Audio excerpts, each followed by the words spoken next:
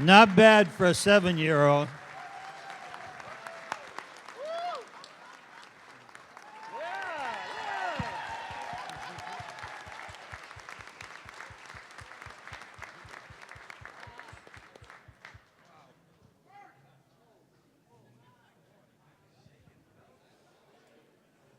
Thank you, Paul. Thank you, Sienna. Another great job. No event is complete without Sienna singing the Star-Spangled Banner. We've had a lot of fantastic supporters in this campaign throughout the state. You've just heard from a couple of them, Paul Chevalier and Mayor Streeter. Another gentleman that we're delighted and honored to have among the many is the Majority Leader of the New Hampshire House, Dick Hinch from Merrimack. Representative Hinch.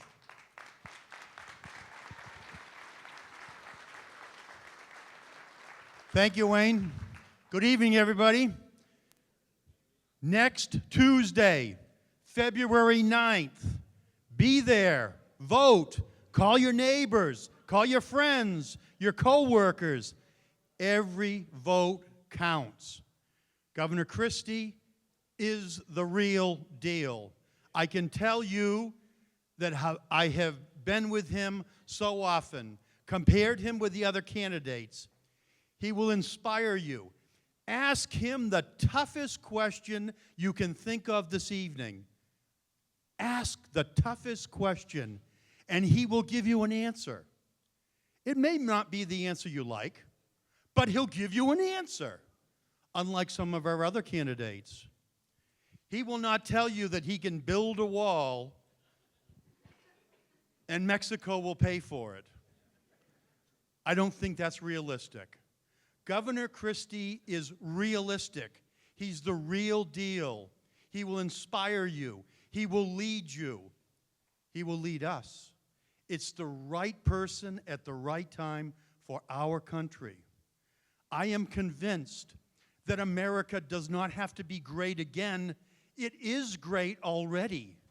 It just needs leadership. Leadership that we can count on. Leadership that we're proud of. We all sit back and we get frustrated with some of the goings-on in Washington. I'm the same way. You wonder, how is that sausage made? Can we depend upon our leaders? It seems like it's all yak, yak, yak, instead of getting results. We need someone who will give us a sense of inspiration. A few weeks ago, I made an analogy, and I said, Governor Christie does not see that glass as half full. Governor Christie does not see that glass as half empty. Governor Christie understands that the volume of water in that glass will quench our thirst. That's a real leader. I'm asking you, I'm pleading with you, please get out and vote next Tuesday. Again, every vote counts. So get prepared, because he's going to be here in a few short minutes. Come up with that hard question. He will answer the best he can. Ladies and gentlemen, please support Governor Chris Christie, and I thank you very much.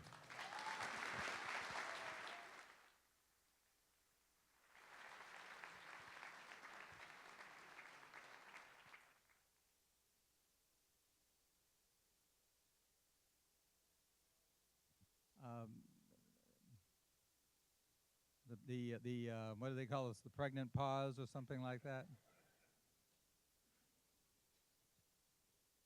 I think they're going to give us a little musical interlude here momentarily to keep us entertained.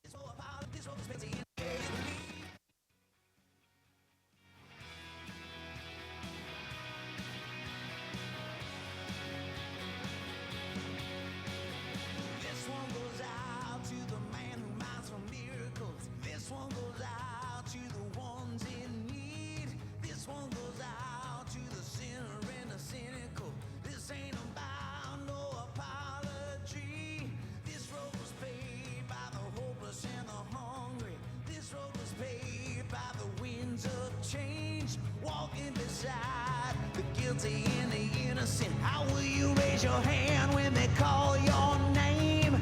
Yeah, yeah, yeah. We weren't born to follow. Come on and get up off your knees. When life is a pill to swallow, you gotta hold on to what you believe. Believe that the sun will shine tomorrow. And now your saints and sinners bleed. Check. We weren't born to follow. You gotta stand up for what you believe. Every year Ladies and gentlemen, the First Lady and Governor of New Jersey, Mary Pat Christie, and Governor Chris Christie. this one's about anyone who does it differently. This one's about the one who curses and spits. This ain't about our living in a fantasy. This ain't about giving up or giving in. Yeah, yeah, yeah. We weren't born to follow. Come on and get up off your knees. When life is a pill to swallow, you gotta hold on to what you believe. Believe that the sun will shine tomorrow. And now your saints and sinners bleed. We weren't born to follow. You gotta stand up for what you believe. Let me hear you say yeah, yeah, yeah. Oh yeah. Let me hear you say yeah, yeah, yeah. Oh yeah. Get down.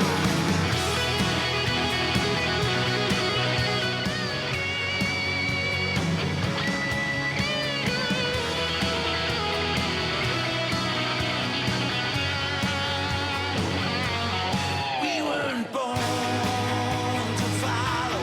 Come on and get up off your knees. When life is a pill to swallow, you gotta hold on to what you believe. Believe that the sun will shine tomorrow. And now your saints and sinners bleed. We weren't born to follow. You gotta stand up for what you believe. Let me hear you say yeah, yeah, yeah. Oh yeah. Let me hear you say yeah, yeah, yeah. Oh. We weren't born to follow. Oh yeah. We weren't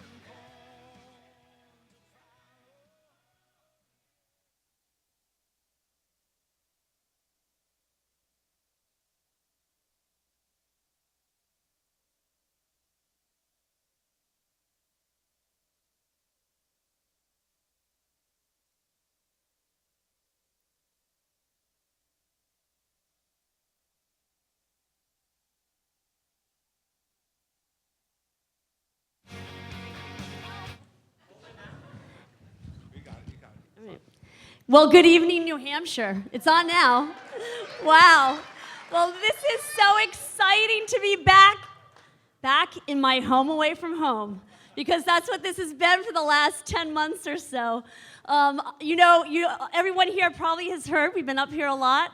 I think Chris has been up here about 65 days over the last number of months, and I've been up close to 50. My husband has done over 153 public events and taken over 1,100 different questions up to this point.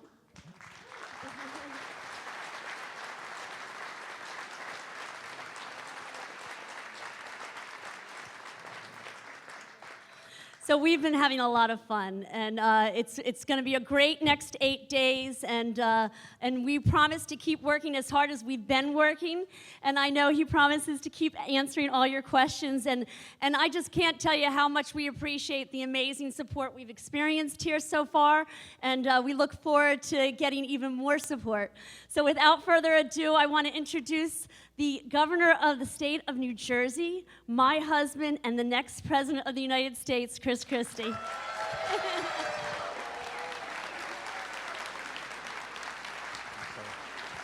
All right, all right.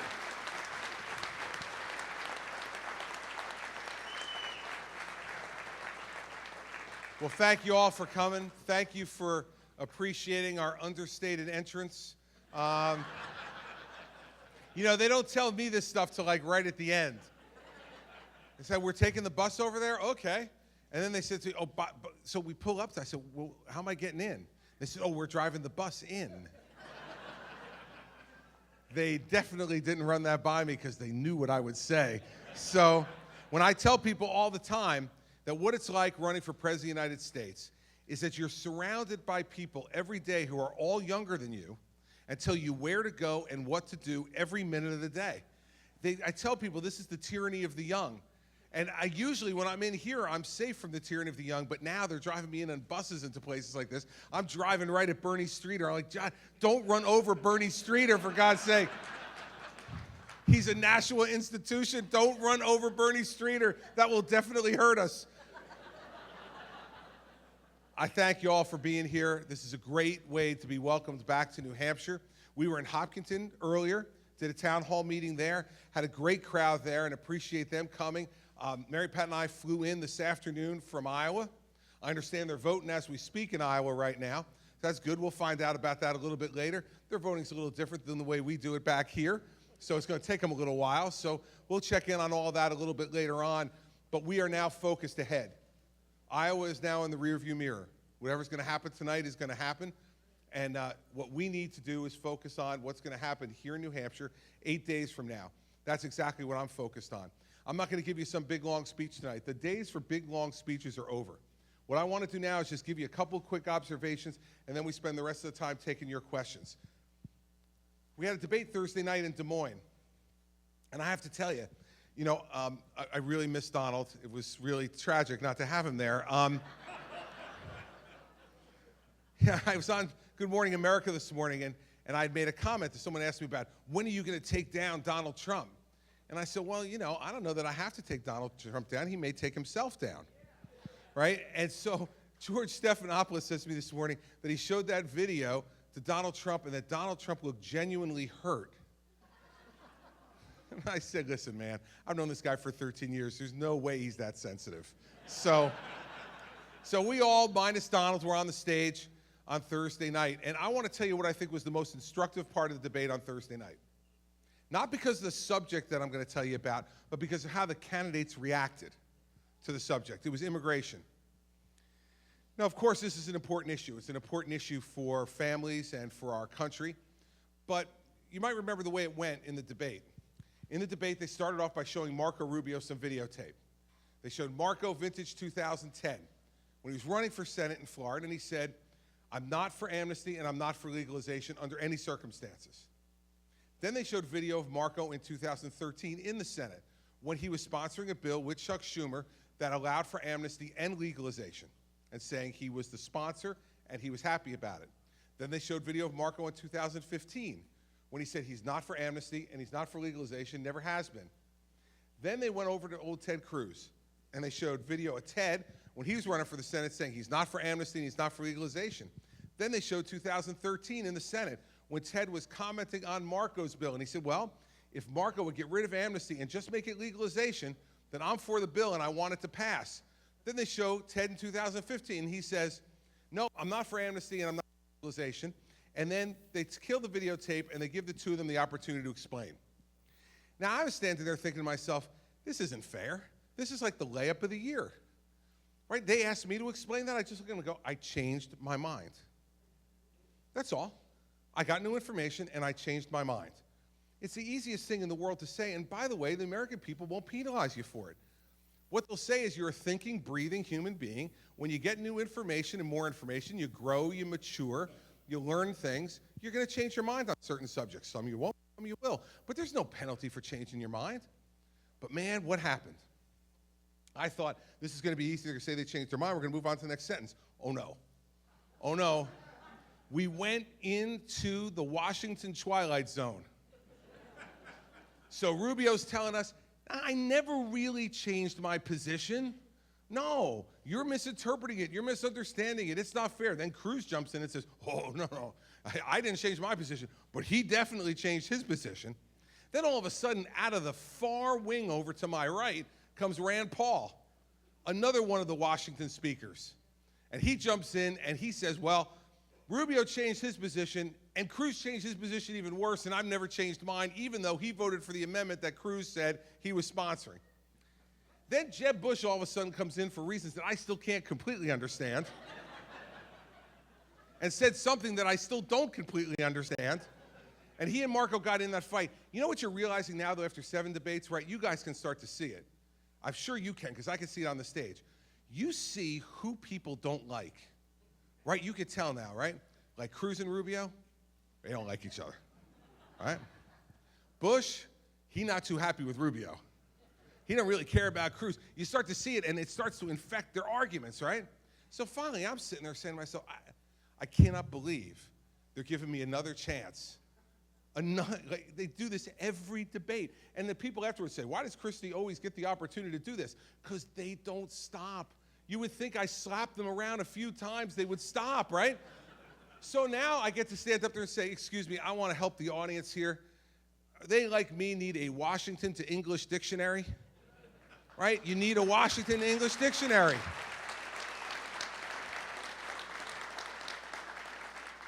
I mean, these guys just twisted themselves into pretzels trying to convince you that what you saw you didn't see and what you heard you didn't hear. But you watched the same video I did. And these guys changed their mind on immigration. I don't care.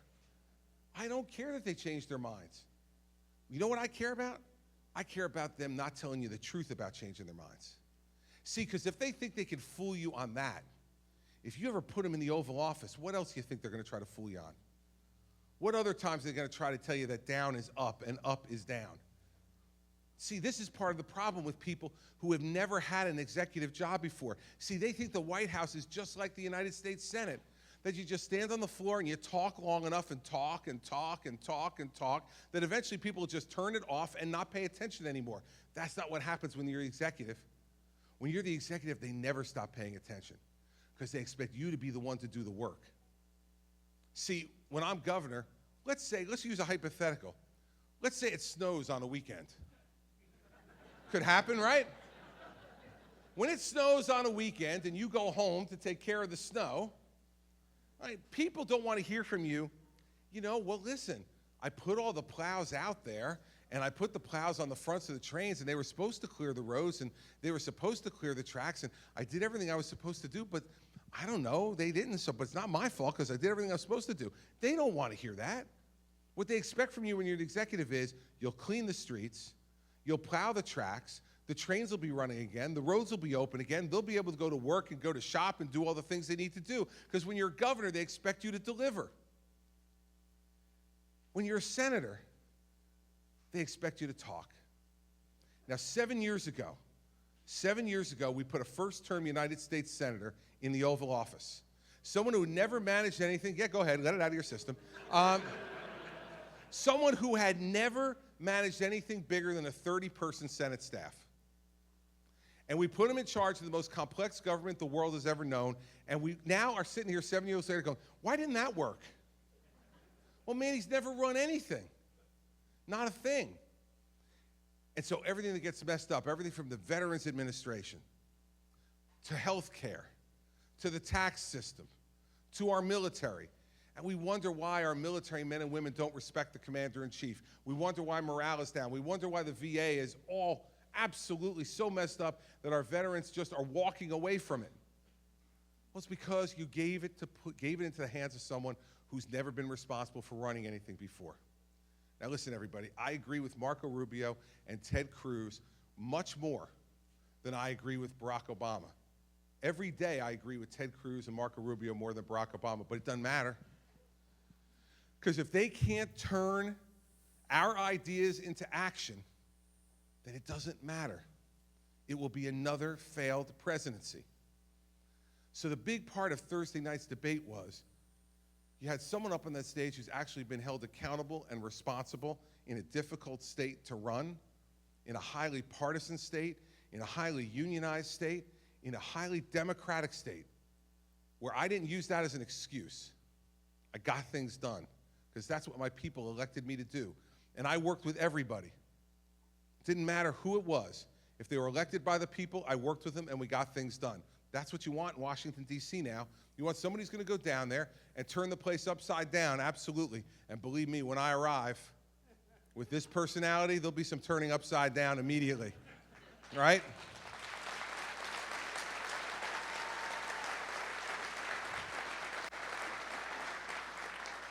But when you turn it upside down, you need somebody who also can then turn it right side up and make it work. And it can't be somebody who's never run anything bigger than a 30-person Senate staff. They're not ready. And I want to remind you something. 4 years ago, a lot of people, in fact, a number of people in this room, urged me to run for president of the United States, told me I should run for president, told me the field was weak and it was wide open and it was a great political opportunity and you need to run. And what did I say?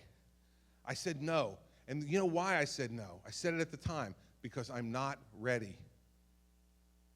See, the worst thing, the only thing that's worse than running for president and losing is running for president and winning when you're not ready. We watched what happened to that the last 7 years. Somebody who saw a political opportunity and took it, but wasn't ready to do the job when he got there. The dog that caught the garbage truck finally caught the garbage truck and didn't know what to do once he caught it. We don't need to go through that again, everybody. We can't have another failed presidency. And one last thing. Presidency is not like the United States Senate. You know what else it's not like? It's not like a fake boardroom in New York City where you look into a camera and say you're fired. It's not like that either. That's TV, everybody. It's make-believe. It's make-believe. It's not the real thing. And if the Speaker of the House doesn't post your bill, you can't fire him. When the Senate Majority Leader doesn't post your nominee to the Supreme Court, you can't fire him. And if you get offended by the news media, you can't take your marbles and go hide upstairs in the White House. You got to stand up and step into it. See, Marco Rubio, when he sponsored his immigration bill, he took a lot of heat. And the minute that heat got really hot, he ran the other way. Let me tell you about me. I want the heat. The heat is good for me. I run into the heat. I look for the heat. I want the fight. I want the battle. I want it. I'm running for president because I want the fight in Washington, D.C. I want the heat. I want the battle. You know why? Because I've already walked through the fire. And I know if you're strong on your principles, you get to the other side. And if you're not, you don't. You run away. We need a president who is willing to walk into the fire and is not afraid of it and will not run away. And what you've learned about me over the last 13 years is I take the heat and I keep walking forward, and that's what I'll do every day for the people of this country if you give me the chance to do it.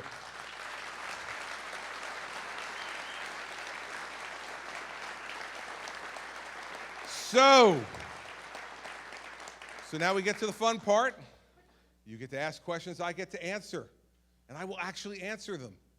Now, you'll get an answer to every one of your questions tonight. I don't know if you'll agree with every one of your answers, but you're going to get them. And here's what will happen. I guarantee you one thing when you walk out tonight. You will not be confused. You won't walk out and turn to your spouse and say, geez, I wonder what that guy really thinks. Or, he uses too many big words. I don't really understand what the heck he's talking about. Or, he talks like a Washington, D.C. politician. I can't understand him. You will not hear any of that walking out of here tonight. You may hear, I don't agree with him. But you will not hear, I don't understand him.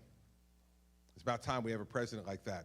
I want to tell one quick story about the woman who introduced me. Now, she's been traveling with me in Iowa for the last 5 days, and we've had a lot of fun, as we very rarely get to spend this time alone with each other. We got 4 children.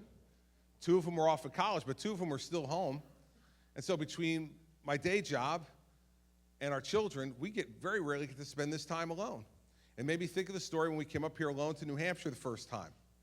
We stayed at one of the local hotels in Manchester, and we came downstairs in the morning to start our day. And Mary Pat went off to get a cup of coffee. And I was standing in the lobby, and the manager of the hotel came up to me and introduced himself.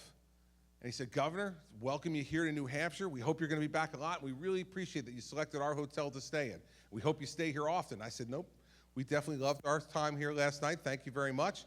And he said, well, great to meet you. He shook my hand. He walked away. Then he came right back. And he said, by the way, I want to tell you something. I think you could tell a lot about somebody about the way they act. And I said, how's that, sir? And he said, well, you know, I watched you come down here this morning. And he said, you could have walked right to your cars, but instead, you're standing right here in this lobby and waiting for your young aide to go get her coffee and then come back. And you walk out together. Now, knowing the way rumors start in presidential campaigns, I decided to take the bull by the horns. You'll be surprised. No, I said, no, no, no. The woman I came down in an elevator with from my hotel room early in the morning was not my young aide, it was my wife. Now, Mary Pat loves that story because she is depicted in that story as the young aide. All right? And so I told her, every time she comes to a town hall meeting with me in New Hampshire, I will start the town hall by telling the story about her being the young aide, if in return, she will do one act that a young aide would actually do, which is when it's time for me to go to work, I have to take my coat off, and I need someone to take my coat. That's something a young aide might do. So are you willing? All right, let's start.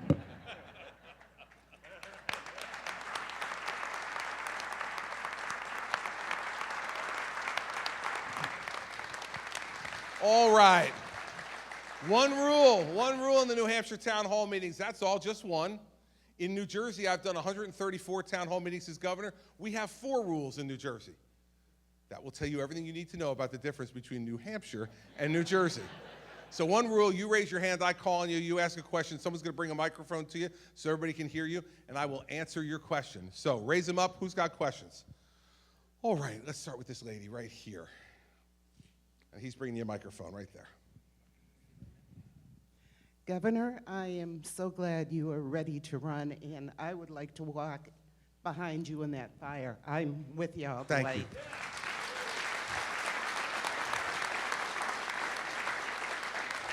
you. My question is, I'm retired from law enforcement, and maybe about 20 years ago, we had about 15 illegal aliens in a small town. State police responded. INS was called, and they said they were too busy to come and get them to let them go. If this came to your desk, what would you do? Enforce the law. Enforce the law. I mean, listen. You know this about me. I spent 7 years of my life as the United States Attorney in New Jersey. They were 7 of the happiest years of my life. I love that job.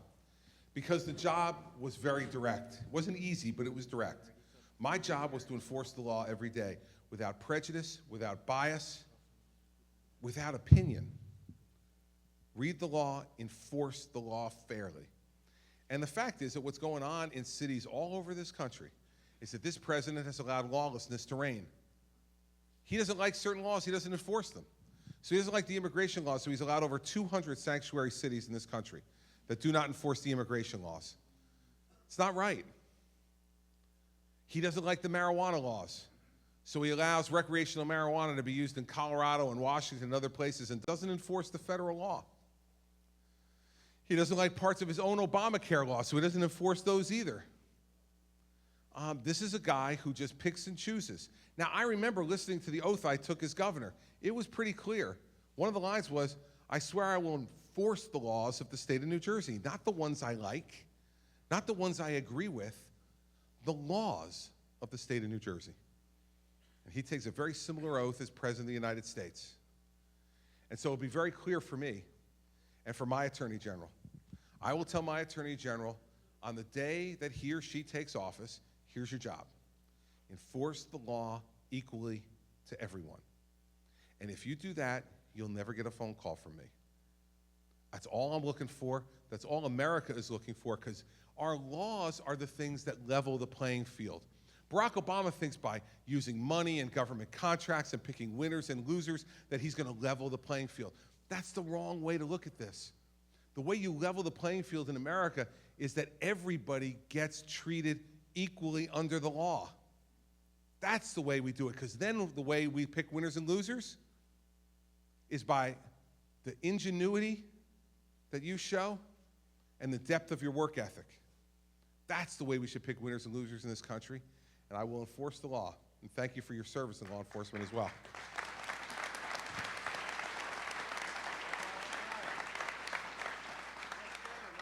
Yes, ma'am, right back there. He's coming around right here to you. I hope I don't get in trouble for this question.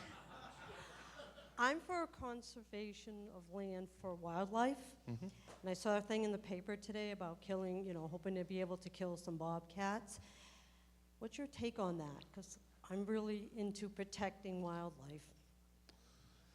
Killing bobcats. Or any of them. Okay. Any animals. Let me say this. Can I answer you honestly? I have no damn idea.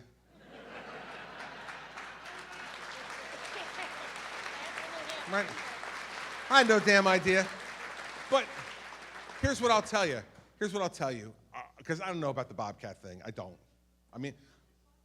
But I understand. But you asked me about the bobcats. I'll give you examples of stuff I've approved in New Jersey, okay? I've approved a bear hunt in New Jersey because we're being overrun by bears. They're coming into people's backyards. They're coming into people's garages. They're coming into the town squares. Black bears. We got too many of them, so we have to kill some of them. Okay, so I've approved that. Now, there's some conservationists who don't like that. We have protesters who come in front of our house every year during the bear hunt and yell and scream at me and Mary Pat and the kids as we leave the house and come back in. And I've approved a deer hunt because we have too many deer in certain parts of the state. So I've approved a deer hunt too. But all those things are based on science. I go to the scientists in our Department of Environmental Protection. They give me a report about what they think will make sense to cull the herd and make it safe for human beings, which is my first job as governor, is to make it safe and secure for the human beings who I represent. And then we do what we need to do. If the bobcats are the same situation, and you're not going to make me, now I'm going to go back to the hotel tonight, and I'm going to go on the internet, and I'm going to be, you did this to me, okay? I started my day this morning at 5:10 this morning in Iowa, and you, lady, you did this to me. Now I got to go back to the hotel tonight because someone's going to come and ask me the bobcat question tomorrow, and I got to be ready. I can say I don't know once, but I can't say it twice. So now I'm home on the internet tonight at the hotel. Hopefully they have Wi-Fi so I can find out about the bobcats.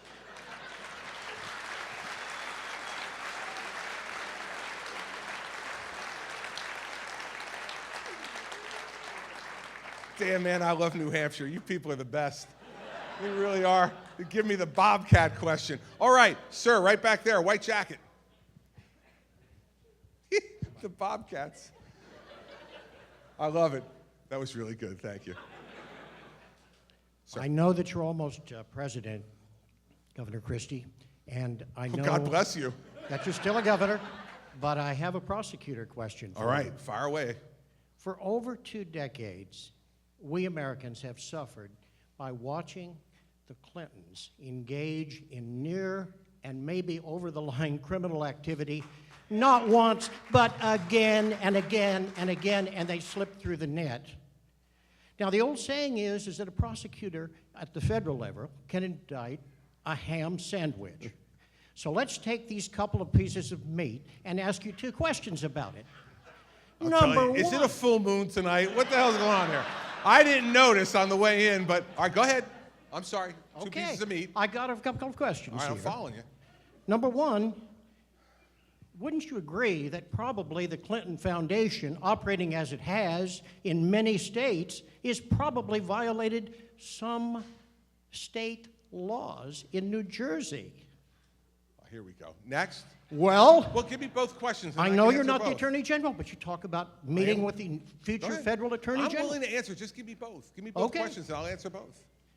So the question is, would you be willing as governor to go back to New Jersey, get with the Attorney General of New Jersey, and see what the Clintons may have done in New Jersey that might be indictable? Because this is beyond an Obama pardon, isn't it? It's a state problem, and he can't pardon a state infraction. Yeah, well, your analysis of the pardon authority is correct. Let me be absolutely realistic with you, okay? I have an independent Attorney General. I'm not going back to New Jersey like I don't do on any criminal investigation. Anything that's going on that whiffs of criminal investigation, I'm the governor. I have no business being involved. And if I were President of the United States, I'd have no business being involved.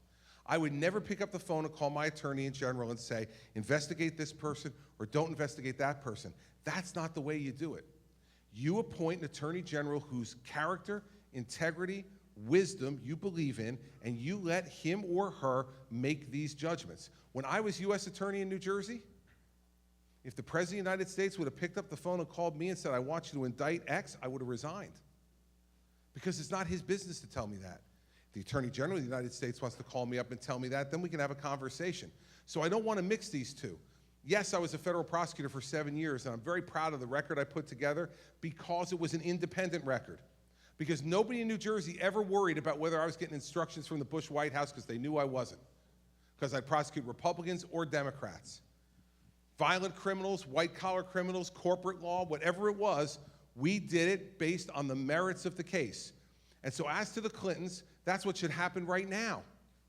What should be happening right now, and I believe is at the FBI, because I have great faith and confidence in the FBI director. Jim Comey and I worked together in the early 2000s. He was the U.S. Attorney in Manhattan when I was the U.S. Attorney in New Jersey, right after 9/11. He has as much integrity as anybody I've ever met in law enforcement. Yes. He was my boss, and then he moved on to be director of the FBI. If there is evidence to prove an indictment against Hillary Clinton, Jim Comey will present it to the Justice Department. Then it is up to Loretta Lynch as the Attorney General of the United States to do the right thing regardless of politics. And if she doesn't, it is to her shame and her disgrace. And when I appoint Attorney General, when I become President of the United States, if he or she wants to look into it because they think it's the right thing to do under the law, they will have complete authority to do it. You know why? Because they're never going to hear boo from the White House about what to do regarding criminal investigations, because it's wrong, and it diminishes people's faith in the system. So I'm not going back to New Jersey and telling my Attorney General anything about a criminal investigation, because I never have, and it would be inexcusable. And if the President of the United States had done it to me when I was U.S. Attorney, I would have quit. If the Clintons are guilty of something, I believe the justice system will ultimately prevail if we put the right people in charge of that justice system. And that's what I'm going to do if you elect me President of the United States.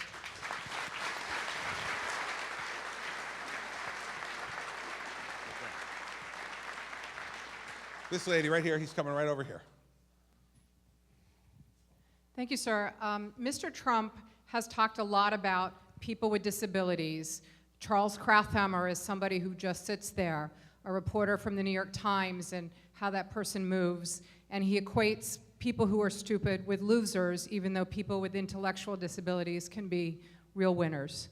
So do you think the way Mr. Trump has talked about people with disabilities is presidential? And if you are elected president, what will your agenda be for people with disabilities? Well, I have said at the time that he said these things, and since you asked, I will repeat again for you tonight, that I said that's not the way a president speaks, and that it's not the way a serious presidential candidate speaks. Absolutely not. Now, what I would do is much of the same things I've done in New Jersey. So let's talk about people with all different types of developmental disabilities. So in New Jersey, for instance, we have the highest autism rate of any state in America. It is an awfully difficult problem because we don't know why autism happens. There's lots of different theories out there about it, but no one has known anything definitive. And as you know, there are people at all places of the spectrum in terms of their developmental disability. What we've done in New Jersey, and this has been something that Mary Pat and I have worked on a lot together because it's a cause we care about deeply, is to establish in our state by law that the policy is work first. That we need to do everything we can from the beginning of the educational process all the way through to adulthood to get people trained so that they can work. Because no matter what your disability, whether it's very slight on the spectrum or very severe on the spectrum, almost everyone, except for the most severe cases, can do productive work. We just need to help train them to get there, and we need to inform employers of the value of these folks. And so we became, I think, the 15th work-first state in America. I'm proud of that. We have worked extraordinarily hard to make sure, through both our laws and our funding, that there's increased attention and funding for children and young adults with autism as they move out and age out of the system. That's the time when parents get most concerned. Third, we've put forward a policy that's moved away from institutionalization and moved towards group homes, because we think that for most people, there are some people whose disabilities are so profound that they need to be in an institutional setting.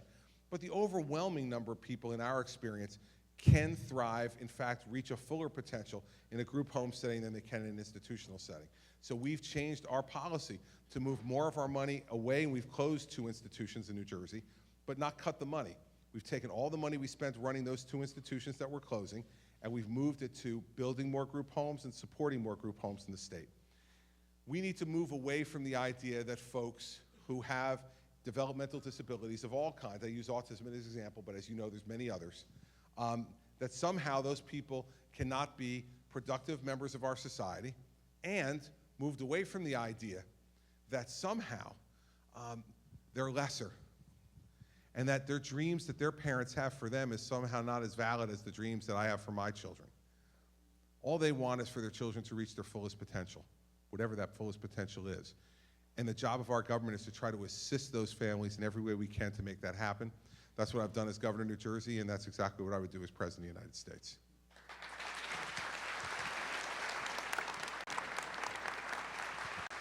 Okay.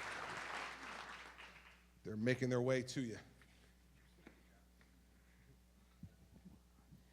Governor Christie, as president, would you have gone to the Paris Climate Conference?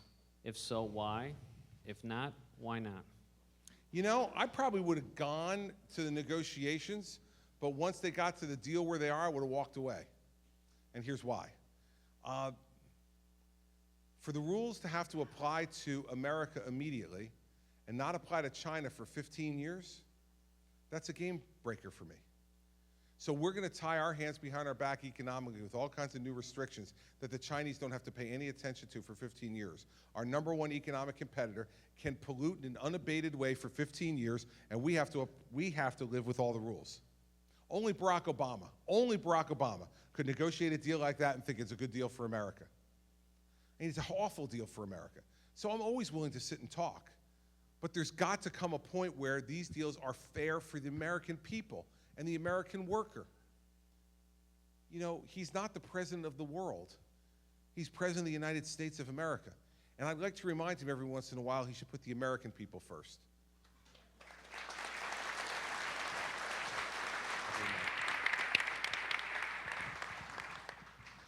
Governor, they say that people should consider voting for someone that's electable in November. I believe you're that man. So tell us, how are you going to beat Hillary Clinton in November?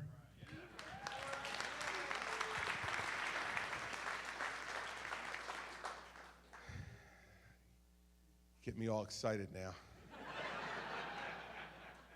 Gotta try to hold back a little bit. Listen, I think that you're gonna have to be very smart and very shrewd and very trained in how to run an effective campaign to beat Hillary Clinton. This is not gonna be easy. She's gonna have more money than we'll have. She'll have more positive media coverage than we'll have. And so you're gonna have to use every opportunity and every moment you have to be able to clarify the issues for the American people to be able to do it. Now, I've done this before, okay? In New Jersey, I ran the first time against Governor John Corzine. He's the former CEO of Goldman Sachs. He's the first-term governor of New Jersey. He's one of the wealthiest men in politics, and in a state that has 750,000 more Democrats than Republicans. And he outspent me $33 million to $11 million. And we beat him by 4.5 points. Because we were better, our ideas were better, we were smarter, and our campaign was smarter. Then they said, well, the only reason he won was because everybody hates Corzine and nobody really cares about this Christie guy, and we'll get rid of him after one term. And then I governed as a conservative in New Jersey for 4 years. Pro-life conservative, pro-tax cut conservative, pro-budget cutting conservative, anti-teacher tenure conservative, pro-pension and benefit reform conservative. And they said, well, he'll lose. And I ran against a woman for re-election, an 18-year state senator who was not nice to me. She said all kinds of nasty things about me all the time, and it made my campaign nervous because they think for some reason that I'm a little excitable. And they thought maybe I might lose my cool during one of these debates. So if you want to know how I'm going to beat Hillary Clinton, I'm going to give all of you, this lady gave me a homework assignment tonight. I'm reading about bobcats tonight. So I'm going to give you a homework assignment if you're wondering the answer to that question. Go on the internet, go to Google or whatever search engine it is you use, type in my name, and then say something nice. Okay? What it will get you to is a video of the second debate between me and New Jersey State Senator Barbara Buono. Now, during that debate, the media asked one of those typically ridiculously stupid questions that they ask in these debates. They say, oh, the tenor of this campaign has been so negative and awful. Why don't each of you say something that you like about your opponent? Like, okay, fine, we'll do it. Now, luckily for me, they went to Senator Buono first. And she said, he's funny on late night television, but he's bad for New Jersey. That's what she liked about me. Now, at this point, and you know, as with most of these debates, half the tickets go to her people, half the tickets go to mine. So her people are hooting and hollering, and you go get them, yeah, yeah. They're screaming and cheering and all the rest of this. And so at this point, there is panic in the green room with my advisors. They're in there staring at the screen going, oh my God, he might just kill her right here on the stage. This might be it. This might end the whole ball game, everybody. Get your resumes brushed up. The old man might just lose it right now, all right? I want you to go and look at that video at what I said. And I'll give you in essence what I said, but I think any of you who are concerned about this, I want you to go and look at the video. Because I looked at her and I said, listen, you know, obviously Senator Buono's a great mother, and she's raised wonderful children. And not only that, she's been a loyal public servant for 18 years. And while we disagree profoundly philosophically on most issues, I will never denigrate her public service. We need more people like who are willing to contribute to the community, not less, even though we disagree. And that's what I like about Senator Buono. Well, by the time I got done with that answer, she was about the color of my shirt. And she stood up there and went, oh God, he just killed me without killing me. I looked, right?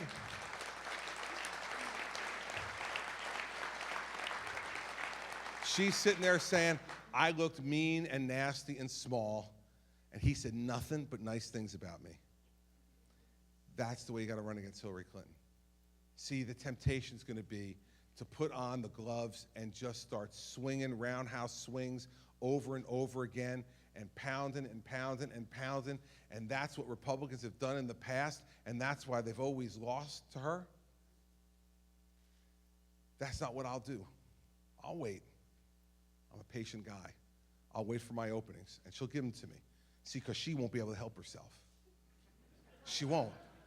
She'll look across at me and go, like, look at that little so-and-so. Probably the only time I'll ever be called little, but. And she'll say some really nasty things. Unfair things, false things, nasty things. That's her style. I was watching her last night on TV, some rally. I couldn't believe the stuff she was saying about old Bernie Sanders. So she says that about him. Imagine what she'll say about me. We bide our time and we wait. And we make our moves when we need to make our moves. And we let the American people know that they want a mature, steady, tough president. And you'll prove that by the way you interact with Hillary Rodham Clinton. Let me at her. It'll be just fine. Don't you worry.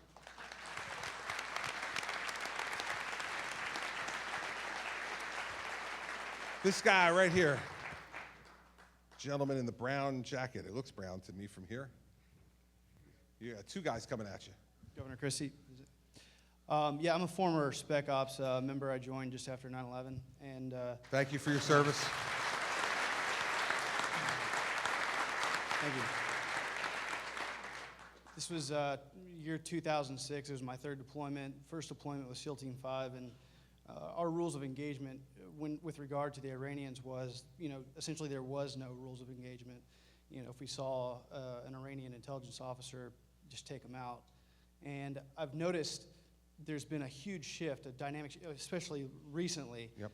It just seems that Iran is the flavor of the week, and everything's sort of gotten turned upside down. In 2006, we knew who the enemy was. We knew, these guys were funneling weapons and attacking our guys and targeting our guys. They still are, incidentally. But now it seems that not only are world leaders accepting Iran, but they're actually trying to accommodate them. We see, Rouhani going into Italy, and the French, I guess, are the bad guys now because they refused to take the wine off the table during the lunch, and they went back to Iran in a huff. As Commander-in-Chief, how would you essentially put Iran back in the box, protecting our allies and I guess, re-strengthen the ties with our allies? It's such a good question, and such an appropriate observation that starts with the rules of engagement. Right? We are tying the hands behind the back of our fighting men and women. We're tying hands behind their back. Navy aviators, Air Force pilots are going on sorties to bomb ISIS, and they're coming back with full loads. Because the rules of engagement now are, if there's any possibility that there might be even possibly some collateral damage, you can't drop your bombs. You can't shoot your missiles. This president is a disaster for our military, but worse yet, he's a disaster for America's standing in the world. And he is encouraging the kind of conduct that you just mentioned in there. He's leading it, he's encouraging it. So here's what I would do. First three things I would say about Iran as President of the United States. First, Iran will never get a nuclear weapon on my watch, even if it means using American military force to prevent it. Never, ever, ever get a nuclear weapon.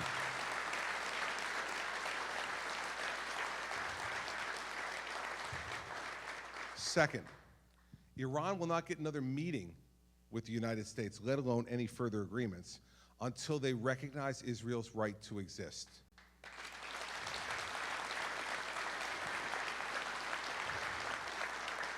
They don't have to have diplomatic relations with them, but they need to publicly acknowledge, the supreme leader needs to acknowledge that Israel has a right to exist.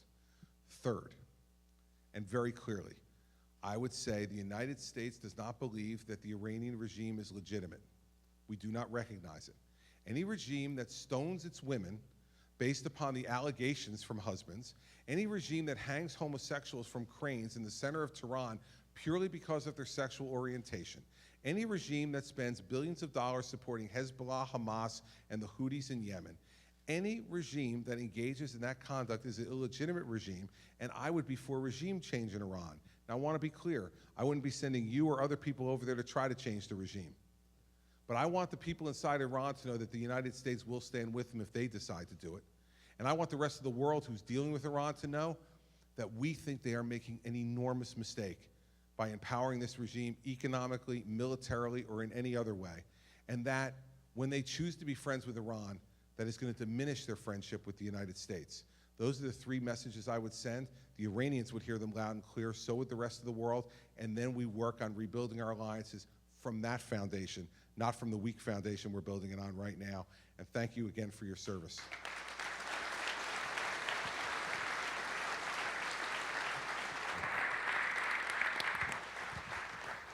Yeah, Governor, I think either yesterday or today we officially hit $19 trillion in debt. Really concerned about this. What would a Christie administration realistically do to cut government costs, increase revenue, and not raise taxes? All right. First, I want to remind all of you again, as I've been telling you since like May of 2015, I am the only candidate in this race that has an entitlement reform plan, a detailed entitlement reform plan. Go on my website at chrischristie.com. It's a 12-point plan. It's scored by the Congressional Budget Office. It will save over $1 trillion over the next 10 years. It needs to be done to preserve Social Security and Medicare, and it needs to be done to work on our national debt, and here's why. 71% of all federal spending today, 71 cents of every dollar that we spend today are on entitlements and debt service. You know, they asked Willie Sutton, why did he rob banks? He said, because that's where the money is, right? If you're going to get at the national debt and the current budget deficit, you must go to entitlements. First, it's 71% of all spending. You could eliminate all 29% of the other spending on everything else the federal government does, from national defense to education to health care, everything. And you'd still be spending 71 cents just on entitlements and debt service. And it would not get us out of the hole we're in, and of course we can't do that. So you got to deal with entitlements first. That's why I put forward my plan. And our plan is very direct. On Social Security, we'd raise the retirement age 2 years, and we'd phase it in over 25 years. So retirement age would go up 1 month a year every year for 25 years. Now, when I run against Hillary Clinton, she will put on a TV commercial that will say, Governor Christie has a Social Security plan that throws grandma off the cliff. Right? I want to remind you that it takes grandma 25 years to hit the ground. That's a big cliff to be thrown off, okay? 25 years to hit the ground.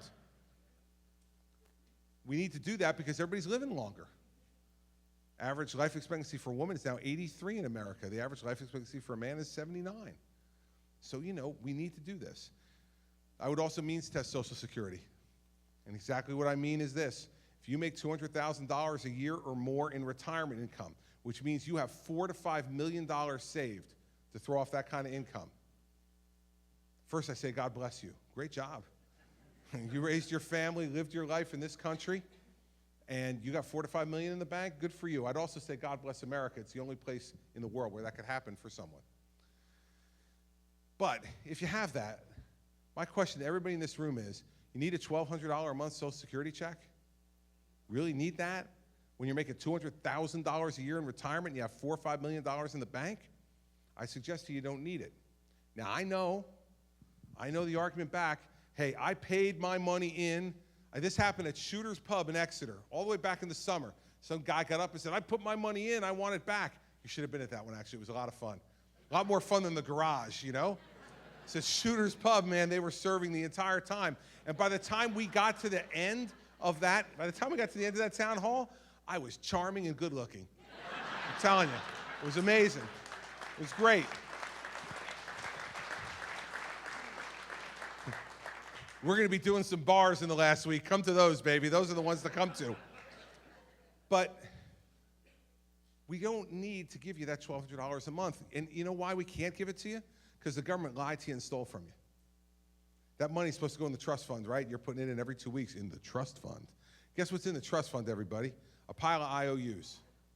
A pile of IOUs from the federal government. Lyndon Johnson started stealing that money in the 1960s to pay for the Vietnam War so he didn't have to raise taxes and could run for re-election.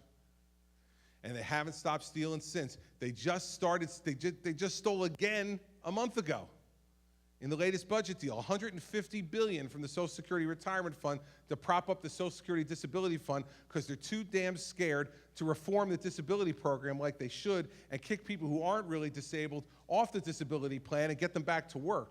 They're too scared to do that, so they steal your money. So here are the two solutions to that problem, right? I say means testing so that people who do very well don't get paid off in the end. Hillary Clinton will say in the fall campaign, take the cap off the Social Security tax and have everybody pay Social Security tax on every nickel they make. She'd say, that's going to get at the rich people, try to get you all inflamed at the rich people. Well, who are the people who have got $4 or $5 million in the bank? They're pretty rich to me if you have $4 or $5 million in the bank. So we're getting at the same people. So why is my plan better than hers? Here's why. Let's say here in Nashua, tomorrow, somebody opened a new bank. And you went and you put some of your money in that bank. And then a year from now, that bank goes belly up, and you lose some of your money. 6 months later, you're at home on a Saturday, there's a knock on the front door. You go to your front door, and there's a guy there.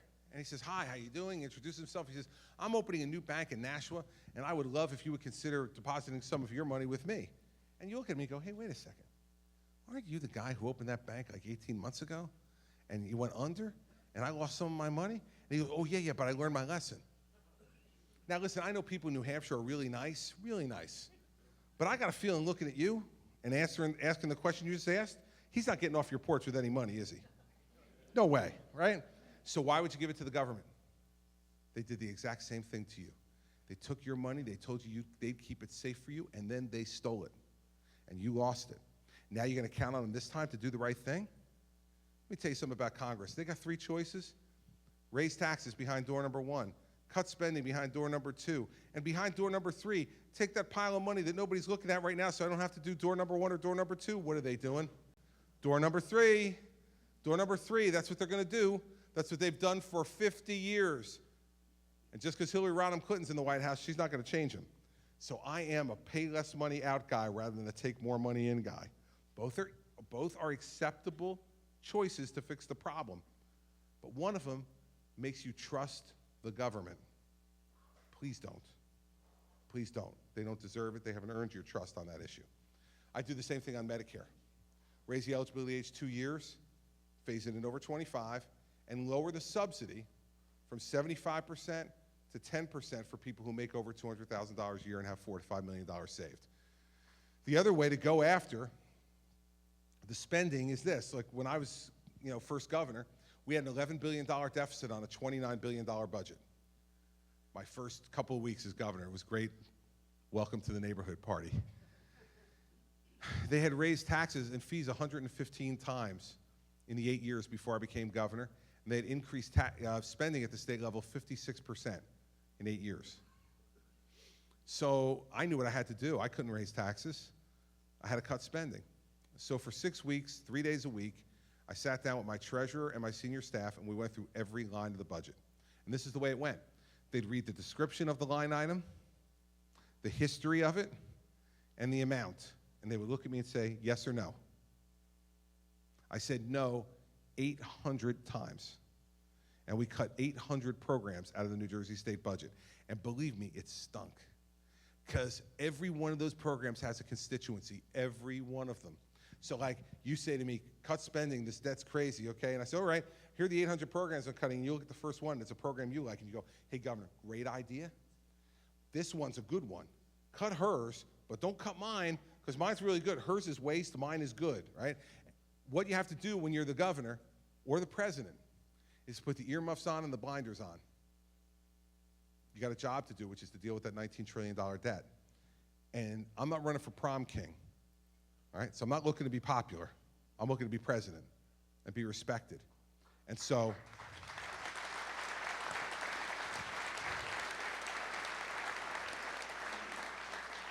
we'll do the same thing in the federal budget. The last part of it, as you implied in your question, is that there's no way you're going to cut your way out of this problem. You got to grow your way out of it too. It's an accordion. You have to push it on both sides. And so, my feeling is by changing taxes in the way that I've talked about, changing regulation, we will have greater economic growth in this country. And that greater economic growth will put more money into the Treasury, and that money should be dedicated to lowering the debt. Lastly, if I'm president for 8 years, I'm not going to get rid of the $19 trillion in debt. Just not going to happen. What I hope to do is to make it less. And if I lessen that debt over the course of time rather than double it like Barack Obama did during his time, then I will have done something really good for this country, and I will hand it off to the next president with the momentum moving in the right direction rather than the wrong direction. And anybody, by the way, who comes in here and tells you they're going to get rid of the debt, just seriously cross them off your list, because they're another one of those politicians just going to lie to you. I'm not going to lie to you. I'm not going to be able to do that. But what I will do is move it back in the right direction. And that's the thing. Those are the three things that we'll do to try to deal with the national debt, because you're right. It is a huge problem, not only fiscally, but from a national security perspective, too. All right. Ma'am.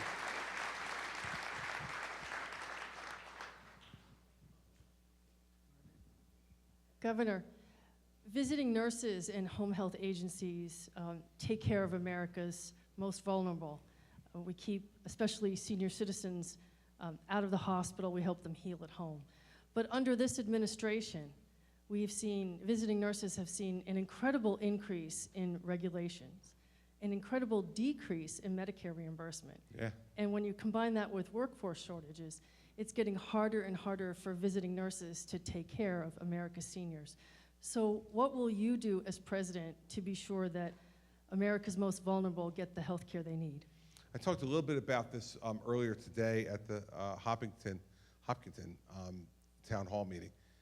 We have moved in New Jersey towards favoring home care over institutional care for the elderly as well. And we've done it for two reasons. One, because we think we can do it in a really smart and affordable way. And two, because we think that people do better in their own homes than they do in an institution. And that means visiting nurses are a huge part of what we do in New Jersey every day. And so we've worked hard. In fact, my newest budget will up the reimbursement costs for that type of care and increase the spending that we do on it, because we need to make it more competitive. And listen, we're gonna gore the ox of the nursing home folks at the same time. But the fact is that they've gotten a lot of money over time, especially compared to what the home health care people have been able to get. So we need to move our country towards that too. It's more humane. Now on the regulation, believe me, there is going to be a regulation revolution when I get there. 81,000 pages, right? 81,000 pages of federal regulation in 2014 alone.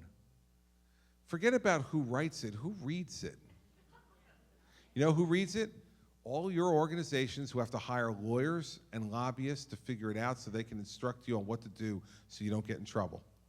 And it costs more and more money, and all that money either gets taken away from you in dues and other things, and or gets added to the tab for people who are paying for your services. It's just not right. So that's why my first executive order would be to suspend any new regulation from any agency or department of government for 180 days, no new regulation for half a year. And in that half a year, send the Vice President of the United States out to meet with businesses and interest groups all over the country to say to them, bring your list of the regulations that are ridiculous, heavy-handed, and expensive, and provide nothing to the public they're supposed to protect, and then we'll get rid of them. In New Jersey, I did this, and we got rid of 1/3 of all the regulation that was put in place by my predecessor by the end of my first year. And we will do the same thing as President of the United States to relieve some of that burden from all of you and to free up necessary money to go to the care of these people, not to compliance with federal regulation. Those are the things we'll do to turn it around for you. Makes a lot of sense.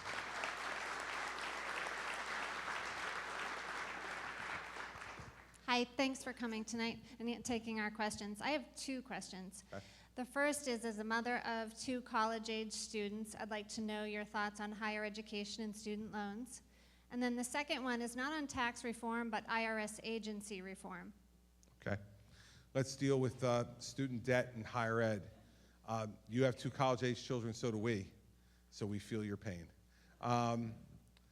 Our oldest, Andrew, is a senior at Princeton. Our number 2 child, Sarah, is a sophomore at Notre Dame. And the fact is that when you look at what we're asking of our students and their families today, it's really obscene. So they take out student loans at higher than market rates, and then they're not allowed to refinance those loans.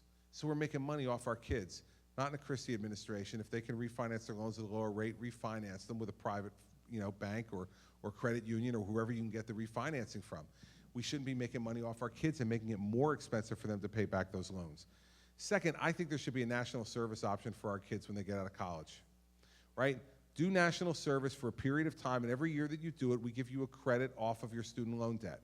You'll be doing something great for our country, and we'll be doing something great for you by lessening your student loan debt so that when you get out, you actually get to choose a career you want to follow based on what's in your heart, not how much you have to write a check for every month to repay those loans. But that's only half the job getting done. The other half is on college costs, right? And fact is that, this summer, Mary Pat and I got a letter from the president of the University of Notre Dame, Father John Jenkins.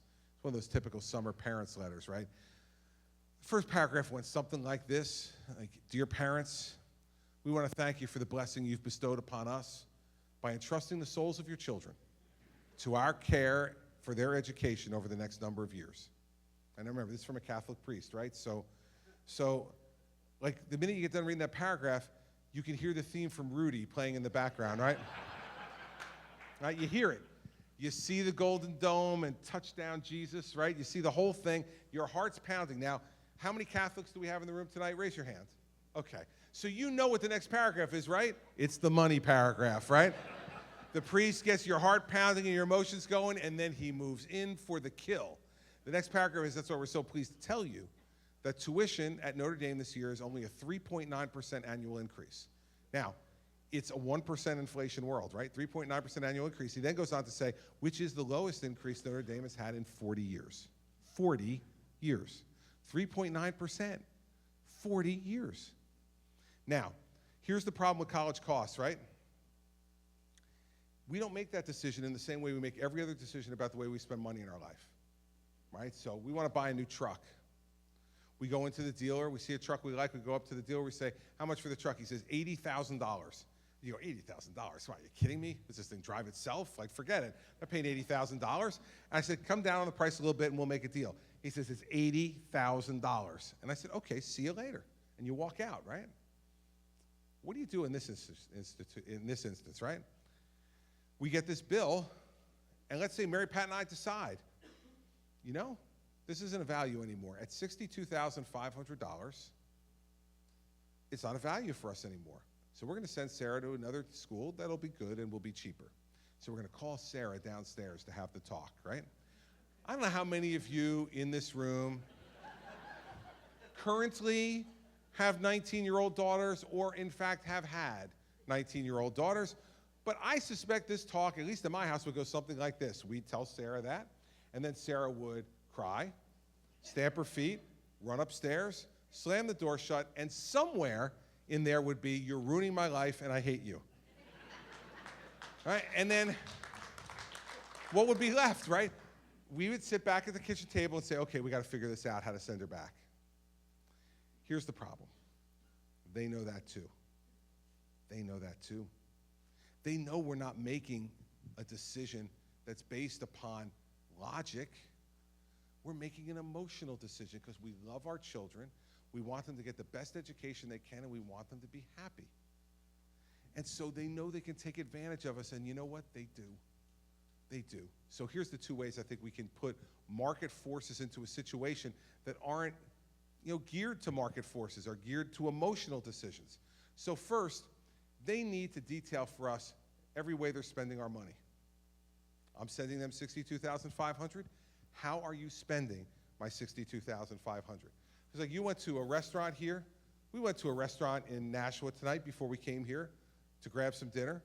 We got a check at the end of dinner. What if that check, there was, I don't know, about 10 of us, right? It's everybody who's on the bus, so 10 or 12 of us, right? I don't know. I didn't look at the bill. Someone else did. But what if I'd picked up the bill and it said, $400 for food? And that's all it said. You know what I'd do. I'd call the waiter over and go, hey, dude, could you please write down here exactly what everybody had and how much it cost? For $400. I just paid our son's Princeton tuition bill for, thank God, his final semester at Princeton University, right? $29,750. It was 3 lines. Tuition, room and board, other fees, all right? Do I ask a question about that? No. I write the check and I send it. We need to make them do it. You know why we need to make them do it? Because we'd be outraged and they'd be embarrassed. Because they're spending money like crazy at these places. They're building monuments to egos. They're building things they don't need. They got 44 vice presidents for paperwork. These places are a monument to ego. A monument to ego. And we have a right to know, and it would cause a real conversation, would it not, if we knew, right? Secondly, we need to allow them to unbundle the bill. So when you detail everything that you're spending it on, we get to check off which things we want to pay for. Here are the things our kids will use. And we get permission to them to use these things, and we will pay for them. Now, for instance, there's an epidemic, in colleges and universities across the country in rock climbing walls. You know this, right? They're everywhere. I went to Iowa State. They got rock climbing walls. Okay. Iowa's flat. They don't have any rocks. So, okay, at Iowa State, you got some rock climbing walls. That's okay. Then my daughter tells me Notre Dame, rock climbing walls, a couple of them. Okay, Indiana's pretty flat too. All right. But you people. I went to UNH. At UNH, you people have rock climbing walls. I said to them, are you kidding me? You got rocks. You have rocks the right outside. This is the granite state. Your state's named after rocks. Why do you need a rock climbing wall inside a building? Go outside and climb the rocks you already have. All right?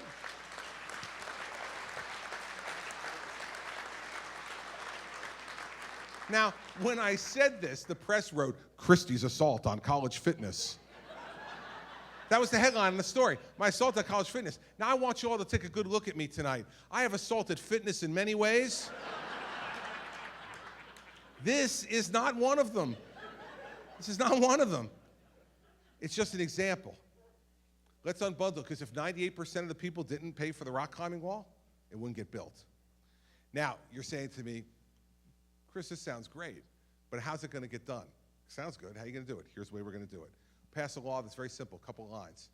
You either do these things, or your institution cannot participate in the student loan or the student grant program. Oh, all of a sudden the federal money spigot's going to turn off if you don't be open with the people who are actually paying the bills.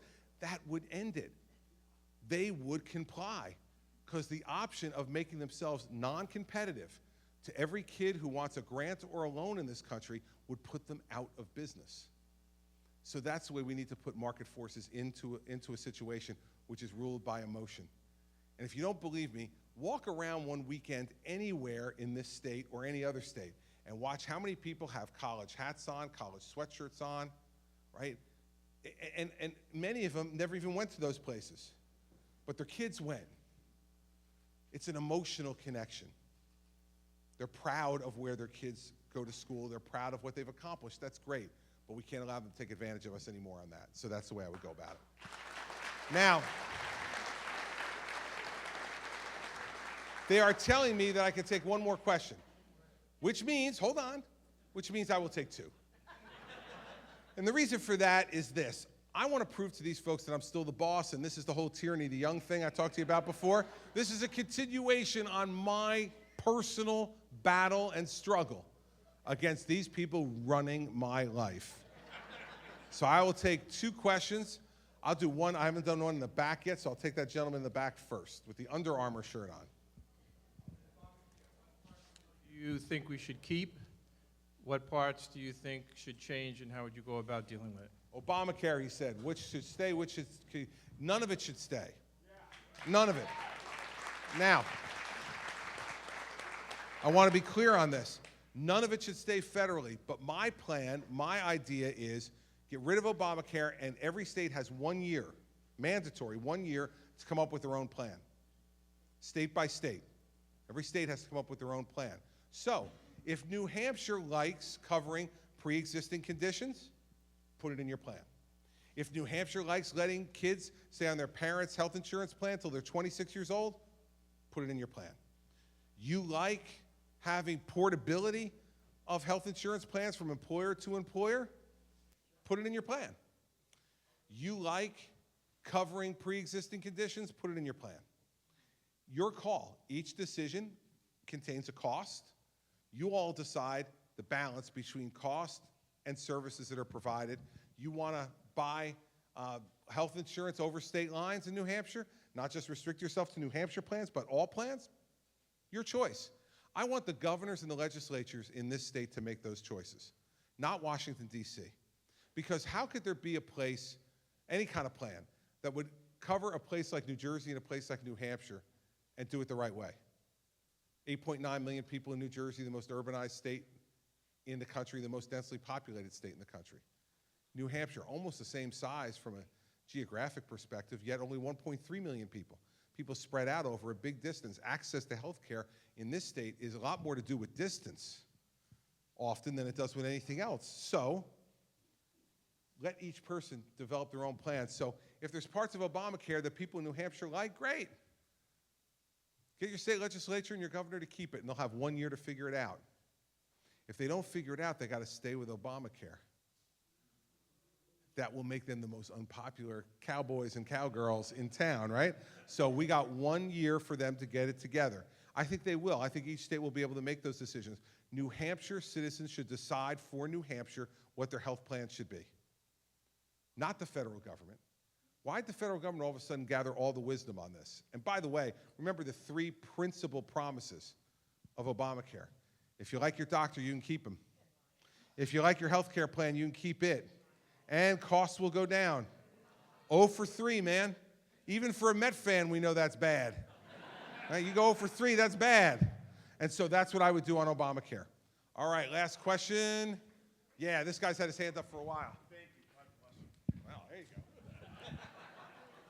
I've been dying to ask you this question since you declared your candidacy. Whoever the Republican candidate's going to be is going to have to make the case for capitalism, because the Democrats are making the case for socialism and communism, even if one candidate's not calling it that, the other one's being more. You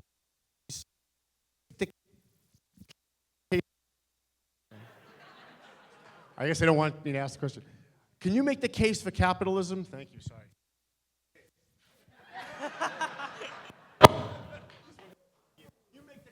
I'll do it for you.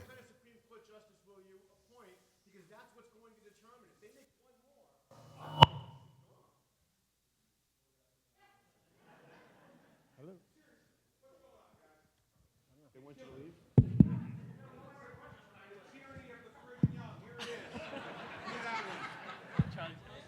No, get away from me.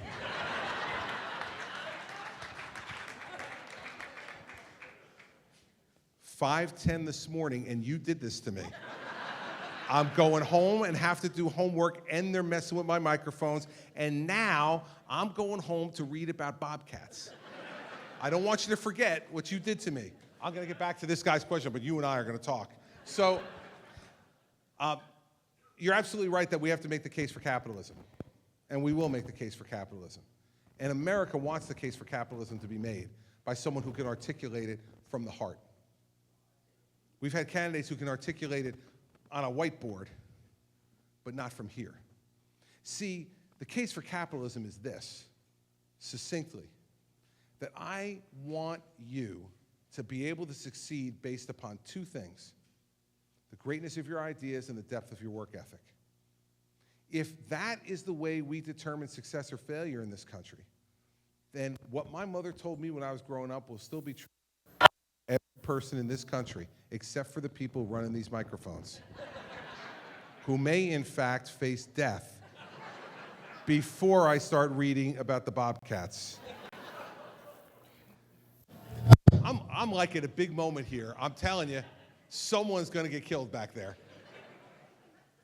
See, what we need to do is to make true what my mother said to me, which is, she used to say to me all the time, Chris, if you work hard enough, you can be anything you want to be. She placed it on me. She said, God has given you enough gifts that if you work hard enough, you can be anything you want to be. That is the key to capitalism. See, don't talk about taxes and spending and curves and economic theories. People eyes glaze over with that. The essence of capitalism, the essence of it is that every person who wakes up in this country every morning knows that they control their own destiny. They control the chance for their own success. And under Bernie Sanders and Hillary Clinton, the government controls whether you succeed or not. Under Republicans, you control it. Not me, you. I just want to get these people the heck out of your way so you can do the great things that you want to do with your life. Because you know what? Every person in this room has a different idea of what a great life would be. I don't need to interpret that for you, and I have no business doing it. The beauty of capitalism is not about the money. It's about the soul of capitalism. Because the reason socialism has always failed is because it strips out the soul of every human being and just makes them another robot in the assembly line of the government work. That's why communism failed. That's why socialism failed. Let Hillary Clinton argue with that. Let her argue with that. She won't be able to. She'll try to pretend she's a capitalist. And you know what'll happen then? If the American people have a choice between 2 capitalists, Chris Christie the capitalist and Hillary Clinton the capitalist, we win every day of the week. Now, on Supreme Court justices, I'll make it really easy for you. My favorite Supreme Court justice is Justice Sam Alito. The reason Sam Alito is my favorite Supreme Court justice is, first, he had the job I used to have. He was U.S. Attorney for New Jersey before I was. Then they put him on the Third Circuit Court of Appeals, President Bush 41, and then President Bush 43 put him on the U.S. Supreme Court. He is the most quiet, consistent, conservative on that court. Read his opinions. It is like clockwork. He takes the conservative position, he articulates it masterfully and quietly. And that's what we want. So here's what I would do. First Supreme Court opening I get, I call Justice Alito. We know each other. I say, Sam, come on over to the White House. Give me the list of 5 circuit court judges whose opinions you read all the time who are like you, who are quiet, consistent conservatives. Those are the 5 I'll interview, and I'll pick one of them. And if I get as successful as we got with Sam Alito, we won't have to worry about this court for a generation. And that's the way I'll deal with the Supreme Court. All right.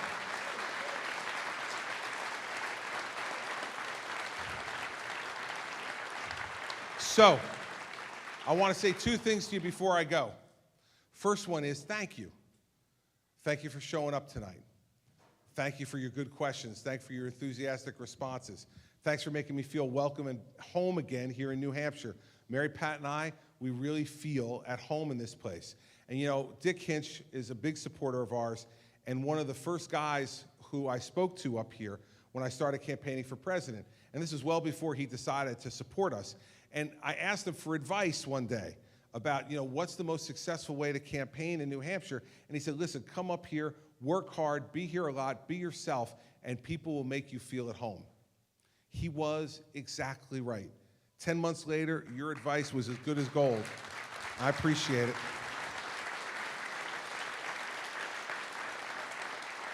So thank you for doing that. Second thing is this. You know, I was saying earlier, it's game time. It's game time. And, you know you got 12 candidates to pick from. And that's not an easy thing to do.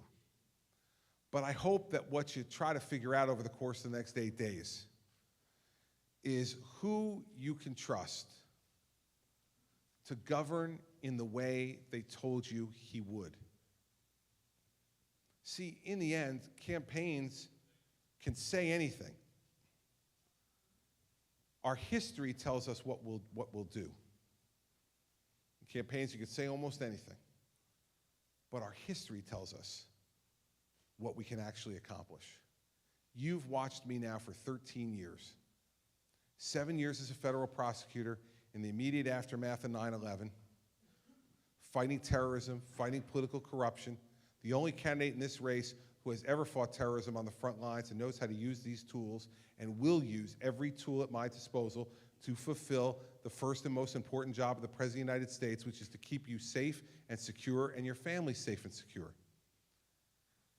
And then 6 years as governor of, as I've said, what I lovingly call an unruly state. You want to get ready for Washington, D.C.? Come to Trenton, New Jersey, everybody.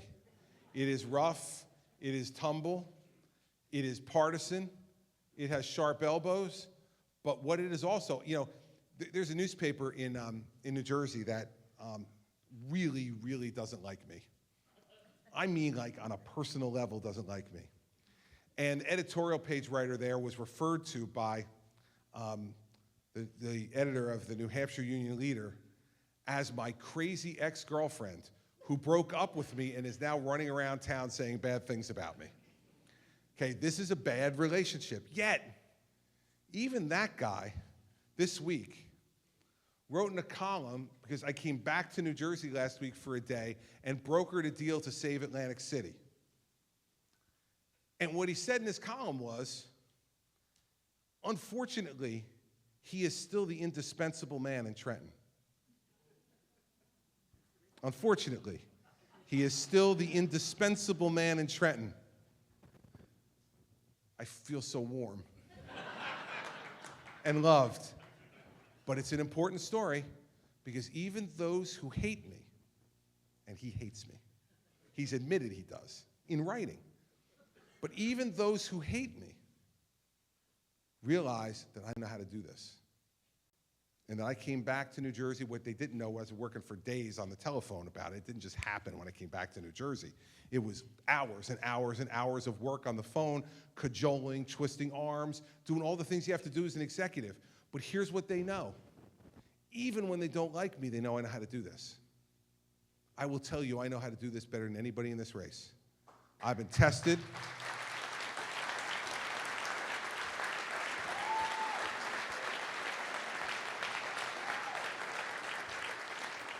I've been tested and I'm pushed and I'm ready. And you know, the thing I love about the people from New Hampshire is you're practical. You want a job done. You want a job done. Don't believe anything you read or see in the next 8 days about who's going to win this race or who is not. You're going to decide. We're all jumbled up. We're all in a big bunch. If you believe any of the polls, and by the way, if any of you are answering those poll phone calls anymore, I mean, come on. You're not, are you? You're just letting the phone ring. Not even answering. I don't know who they're polling, but whoever it is, it doesn't matter. Because what we know about this race in New Hampshire is the last 8 days are going to decide it. The last 8 days are going to decide it.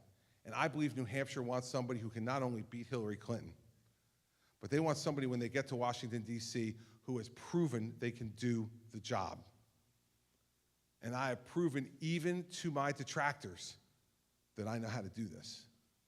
We need someone who's going to go down and be the disruptor in Washington, D.C., and I will be a disruptor. But after I get done disrupting, I'll be a builder too. I'll build relationships across the aisle like I've done in New Jersey. I'll build legislative victories like I've done in New Jersey. If America needs to be rebuilt, I'll rebuild it like I rebuilt New Jersey after Sandy. And I will not let anyone get in between me and the people who elected me. I've never let politics get in between me and my job. And sometimes that's made people angry at me. But I don't care. Because my job is to serve the people who elected me. That's what I've done as the governor of New Jersey. And if you honor me with your vote, that's what I'll do as President of the United States. So I'll end by doing what New Hampshire citizens tell me I have to do, and which I, as a politician and a public office seeker, know I have to do. I'm looking at every one of you and asking you for your vote. Game time is on. It's time for you to decide. And I want your vote. I want your trust. I want your confidence. And I want your support on February 9th. And if you give it to me, I guarantee you, we're going to make history together. We're going to send the political world on its ear, and we are going to send chills of fear through the Clinton camp. They're going to say, uh-oh, we thought we killed him 2 years ago. He is like Carrie coming out of the grave. He is back. He is back, and he is coming at us. That's what the Clinton camp's going to think, everybody. And I can't wait. I can't wait for the opportunity to stand on that stage in Cleveland and accept the nomination of our party as President of the United States. And when I do accept that nomination, I'm going to look down right in the front row, the first section, right to my right in front of the podium, and I'm going to see the delegates from New Hampshire. And before I speak a word, I'm going to walk up there and wave to everybody. Then I'm going to look down at you, and I'm going to say, thank you, New Hampshire. Thank you, New Hampshire. Because in New Hampshire, it matters who you are and what you do. Thank you for coming tonight. I appreciate it.